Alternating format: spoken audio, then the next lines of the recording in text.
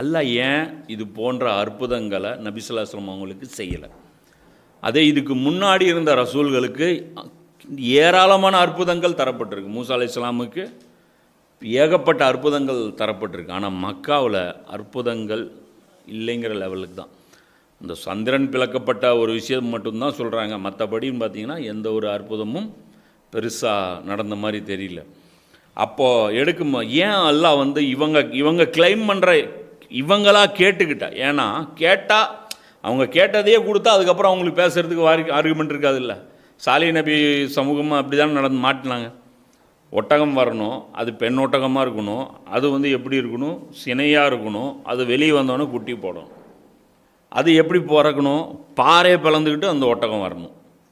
Conditions பாருங்கள். பாறை பழக்கணும், கண்ட உயிரினம்லாம் வரக்கூடாது, வர்றது ஒட்டகமாக இருக்கணும், வர்ற ஒட்டகம் ஃபீமேலாக இருக்கணும், ஃபீமேலில் கர்ப்பமாக இருக்கணும். இத்தனை கண்டிஷன் போடுறேன். அல்ல என்னங்கிறேன், சேர்றா அப்படியே நடக்கண்ட வாடம் வந்துருச்சு. இப்போ தண்ணி ஒரு நாள் நீங்கள் குடிக்கணும், ஒரு நாள் அது குடிக்கும். அது உரிக்கிற இந்த முறை வச்சு உரிப்பாங்கள்ல, நம்ம அந்த முறை கிணறு இருக்கிறவங்களுக்கு தெரியும். வாரத்தில் ஒரு நாள் நமக்கு முறை அப்படின்னு வரும்போது முன்னா நாள் மழை பெஞ்சிச்சுன்னா இவனுக்கு ஜாக்பாட்டு, நிறைய தண்ணி கிடைக்கும், இவன் ஃபுல்லாக உசாக் பண்ணி எடுத்துக்குவான். வத்தி போன கிணறுக்கு போய் இவன் 5 நாள் முறைக்காரங்க உரிஞ்சிட்டாங்கன்னா 6ஆவது நாள் இவனுக்கு மண்ணு தான் இருக்கும் உரியறதுக்கு, ஒன்றுமே வராது.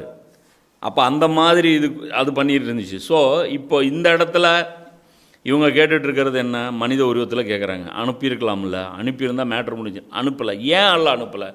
ஏன் காகிதத்தை கொடுக்கல? ஏன் இவங்க கேட்டால் ஒரு அற்புதத்தை கூட இவங்க செய்யலை? அப்படின்னா ஒன்று அல்லாஹ் அவங்களுக்கு செஞ்ச அருள், இன்னொன்று நமக்கு செஞ்ச அருள்.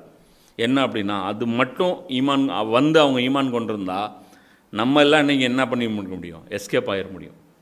ஆமாங்க, அந்த காலத்தில் தொழுதாங்க, நோன்பு வச்சாங்கன்னா ரசூலாவை கண் கூட அவங்க அல்லாவுடைய ரசூல்னு பார்த்தாங்க, அற்புதங்களை பார்த்தாங்க, வானத்திலேருந்து இறங்கின புக்கை பார்த்தாங்க, அதெல்லாம் பார்த்து தான் அதுக்கப்புறம் நம்பினாங்க, தியாகங்கள்லாம் பண்ணாங்க.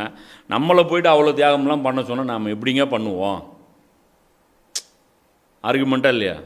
அப்படியே டாவ் போட்டு நம்ம எஸ்கேப் போட்டு அப்படியே சிலிப்பிட்டு போயிடுவோம். அப்போ அல்லாஹ் இது ஒரு விஷயம். ரெண்டாவது விஷயம், அற்புதம் அருளப்பட்டு அந்த சமுதாயம் அன்றைக்கே ஈமான் கொள்ளணும், ஸ்பாட்லேயே ஈமான் கொள்ளணும். டைமெல்லாம் கிடையாது.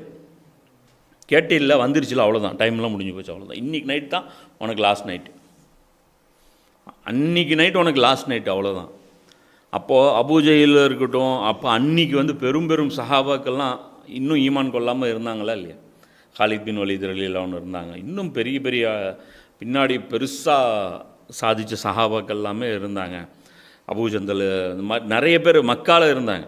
அவங்க எல்லாமே சுஹேல் பின் அம்ரா இருக்கட்டும், இவங்களாம் இருக்கட்டும், இவங்க எல்லாருமே அங்கே இருந்தாங்க. ஸோ இது ஒரு இது ஒரு விஷயம். இன்னொரு முக்கியமான விஷயம் என்ன அப்படின்னு பார்க்க போனால், குரான் வந்து இறங்கின காலகட்டம் வந்து நபி ஸல்லல்லாஹு அலைஹி வஸல்லமுடைய காலகட்டத்திலிருந்து நம்முடைய இன்னும் மறுமை வரைக்கும், கடைசி மனிதன் வர வரைக்கும் நபி ஸல்லல்லாஹு அலைஹி வஸல்லமுடைய காலகட்டம்.